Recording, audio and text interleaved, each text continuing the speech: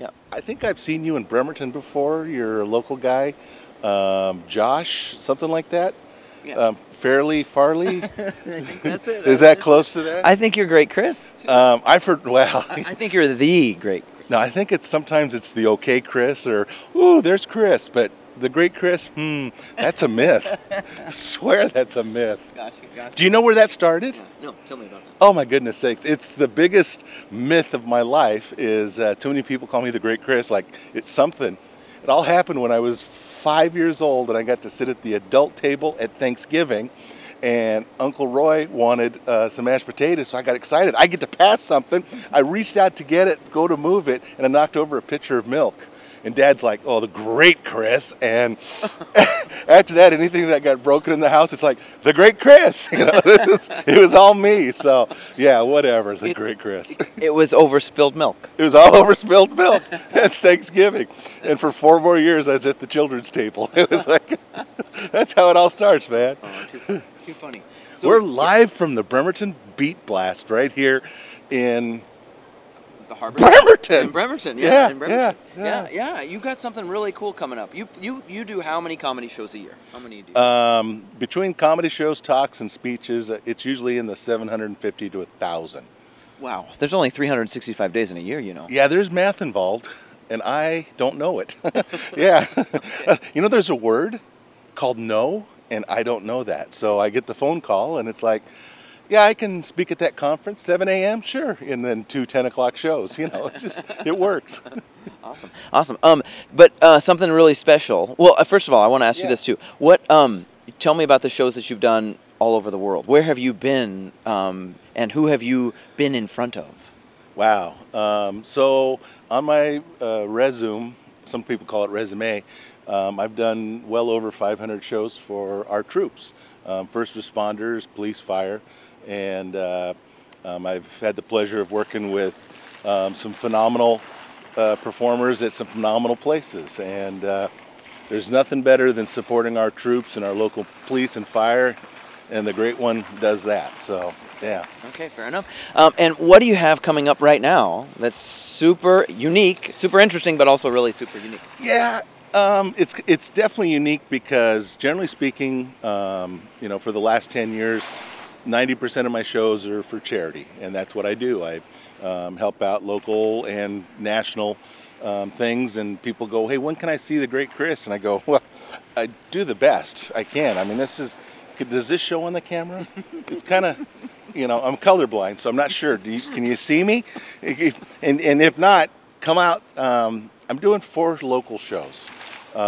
People know that I'm a clean comedian, so all the shows are 18 and older. This Friday at the Cloverleaf, 6:30 and 9.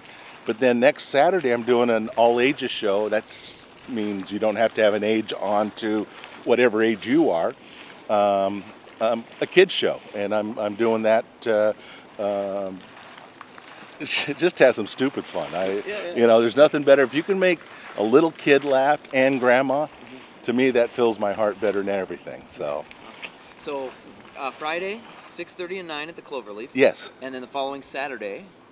Saturday at noon at the Cloverleaf. Those 3 shows are at the Cloverleaf.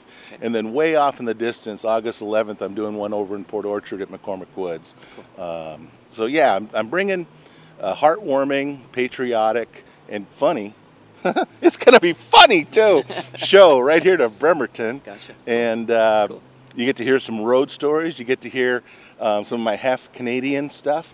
I might say sorry, may need to bring I could bring the Canadian dictionary if people need to figure out the translations. I didn't know it was going to be an apologies tour.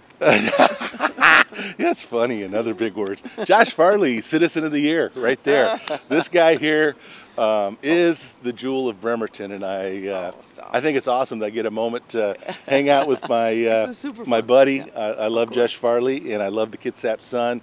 And Bremerton Beast Blast, hey, you folks know this as well as I do.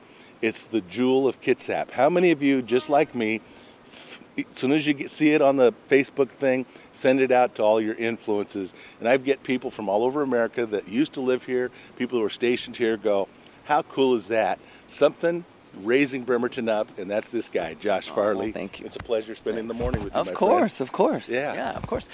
Two more things. How long have you been a stand-up comedian for? How did you start to make a living at this? The I don't want to give away yeah. the show content, but So when in kindergarten, yeah. I was in the play Nutrition and You, and I got to play lead potato. Can you believe that? They picked me for lead potato. And as I was going out on stage for my very first appearance, I got caught up in the gunny sack, and I fell down and rolled across the stage, but I jumped up and went, ta-da! And everybody started laughing. And so I got hooked in kindergarten. Wow. But I've been touring since the 80s. I'm in my 30th year of professional stand-up comedy, Wow. and I'm at the peak right now. I just did a bunch of shows with Creedence Clearwater Revival, and I'm going to be doing shows with Bill Engvall and off to California coming up. So, I mean, Wow. yeah, That's good things stuff, are well man. in my world. Yeah. And so how many years does that mean? How many years have you been performing on stage? And can you tell us about the first time you ever performed on stage? Oh, the first time was horrible. I thought it was funny, and it was crickets and other big words. Where was it? I was at the Comedy Underground over in Seattle. Okay. And then Paul Peterson, who owned the Cloverleaf, started putting me up at his shows, and this is in the 80s and things, and it just kind of kept growing and stuff. So, Cool. and working clean, one of the earliest things was about 6 months in, there was a group that were there to see another comic at the Underground, and after the show they came up and they go, you know what, you were clean and you were funny, would you like to come up to Everett and do a show at the Elks Club? And that just filled my sails, that courage and conviction, keep it that way, and the people will follow, and they have. Cool. That's super cool. Yeah. What is it about making people laugh that drives you? What is it about seeing smiles on the faces of your audiences? You know, especially in today's day and age and stuff like that, everything about, especially like with some of the military shows and some of the kids shows, when I get 90 minutes of making people forget about everything that's going on out in the real world and you know, troubles at work or home or something like that, and you get to fill their hearts with laughter and silliness, because my style of comedy is storytelling, so it's kind of a, you know, you got to buy in a little bit. I do some fast-paced type of stuff, and then I always try, every show I do, I write something new, and I perform something that I've never done in front of an audience. Then I also try and do some kind of improv with the night itself, so that every show is special for that night. Cool. And so that's, to me, is if I can make the military laugh, if I can make grandma laugh, you know, that's what it's all about. So Cool. yeah. Cool. All right. Well, thank you so much, Chris. Thank you. It's so a pleasure. Much. It's been a pleasure. Looking forward to Josh. your shows. Bremerton Beat Blast. I'm thinking he doesn't charge enough for this, so start sending your checks to Josh Farley, care of the Kitsap Sun.